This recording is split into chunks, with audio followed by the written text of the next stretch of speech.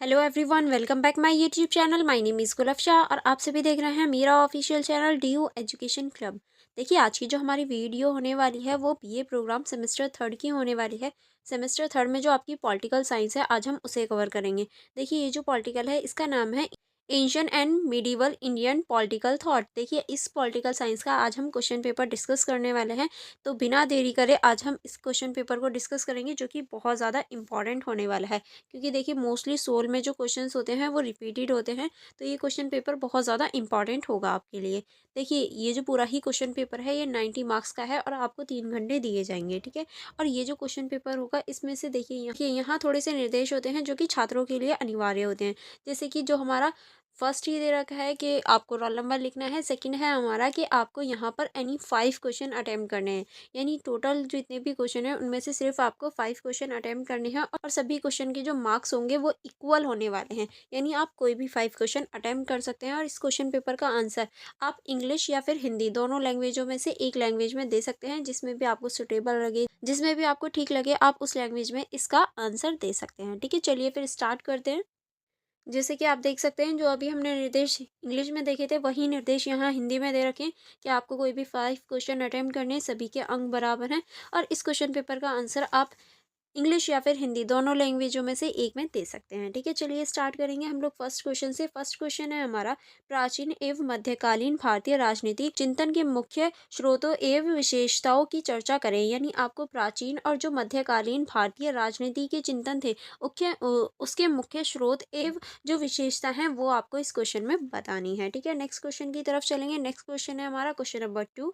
जैसे कि आप देख सकते हैं, क्वेश्चन नंबर 2 है हमारा, मनुस्मृति में मनु द्वारा प्रतिपादित हिंदू सामाजिक कानूनों का आलोचनात्मक विश्लेषण करें। यानी जो मनुस्मृति है, जो कि हमारे ऋषि मनु ने लिखी है, उनकी जो मनुस्मृति है उसमें मनु द्वारा जो प्रतिपादित है, यानी ऋषि मनु द्वारा जो प्रतिपादित हिंदू सामाजिक कानून है उनके बारे में आपको बताना है। उनकी आलोचनात्मक विश्लेषण आपको इस क्वेश्चन में करना है, ठीक है। नेक्स्ट क्वेश्चन की तरफ चलेंगे। नेक्स्ट क्वेश्चन हमारा क्वेश्चन नंबर 3। अगर आप इंग्लिश में इस क्वेश्चन पेपर को अटेम्प्ट करेंगे तो आप यहाँ देख सकते हैं, ये आपका क्वेश्चन नंबर 3 है, ओके। एंड हमारा क्वेश्चन नंबर 3 है, शुक्र नीति के विशेष संदर्भ में राजसत्ता और शासन कला के पूर्व कौटिल्यन सिद्धांत का परीक्षण करें। यानी आपको शुक्र नीति के विशेष संदर्भ में जो राजसत्ता है और जो शासन कला है उसकी जो कौटिल्यन सिद्धांत है उसके बारे में आपको बताना है, जो कि हमारे कौटिल्य के द्वारा दिया गया था, कौटिल्यन सिद्धांत। तो आपको कौटिल्य की जो विशेषता है कौटिल्यन सिद्धांत की वो आपको इस क्वेश्चन में बतानी है, ठीक है। नेक्स्ट क्वेश्चन है हमारा क्वेश्चन नंबर 4।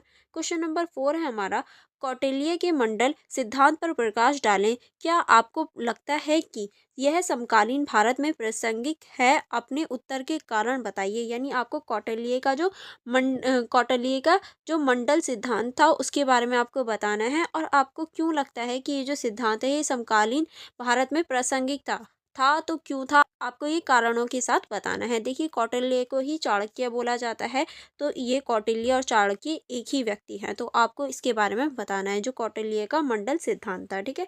नेक्स्ट क्वेश्चन की तरफ चलेंगे। नेक्स्ट क्वेश्चन है हमारा क्वेश्चन नंबर 5। क्वेश्चन नंबर 5 है हमारा, दीर्घ निकाय में अंगना सूत्र द्वारा वर्णित राज्यसत्ता के सिद्धांत की विस्तार से चर्चा कीजिए।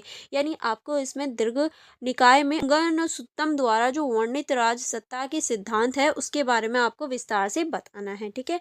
चलिए आगे बढ़ेंगे क्वेश्चन नंबर 6 की तरफ। क्वेश्चन नंबर 6 देखेंगे।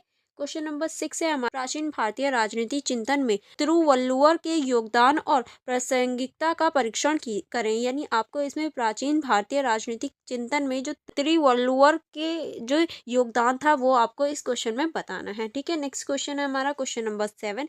क्वेश्चन नंबर 7 में पूछा गया है, प्राचीन भारतीय राजनीतिक चिंतन में वसुवन्ना के योगदान और महत्व पर चर्चा कर। यानी जो प्राचीन भारतीय राजनीतिक चिंतन था उसमें वसुवन्ना का जो योगदान था वो आपको बताना है, ठीक है। चलिए आगे बढ़ेंगे। आगे हमारा नेक्स्ट क्वेश्चन है क्वेश्चन नंबर 8। क्वेश्चन नंबर 8 है हमारा, अबुल फजल की आईन ए अकबरी में संप्रभुत्वता के तत्व का विश्लेषण करें। क्या यह बादशाह के देवीय सिद्धांत का समर्थन करते हैं? आपका प्रत्युत्तर विस्तार से दीजिए। यानी आपको बताना है जो अबुल फजल द्वारा आईन ए अकबरी लिखी गई थी उसमें जो बादशाह है उसको एक देवीय सिद्धांत बताया गया है।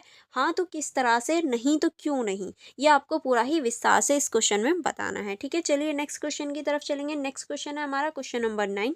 क्वेश्चन नंबर 9 है हमारा, भारत में समन्वयवादी परंपराओं की उत्पत्ति और विकास का वर्णन करें। कबीर और गुरु नानक ने इस परंपरा को मजबूत करने में किस प्रकार योगदान दिया, ये आपको बताना है। यानी भारत में जो साम्यवादी परंपराएं की उत्पत्ति का विकास हुआ था वो आपको बताना है, और किस तरह से कबीर ने और जो गुरु नानक जी थे उन्होंने इसे मजबूती देने का एक प्रयास किया या इसमें योगदान दिया, ये आपको बताना है। ठीक है, चलिए आगे बढ़ेंगे। आगे है हमारा क्वेश्चन नंबर 10।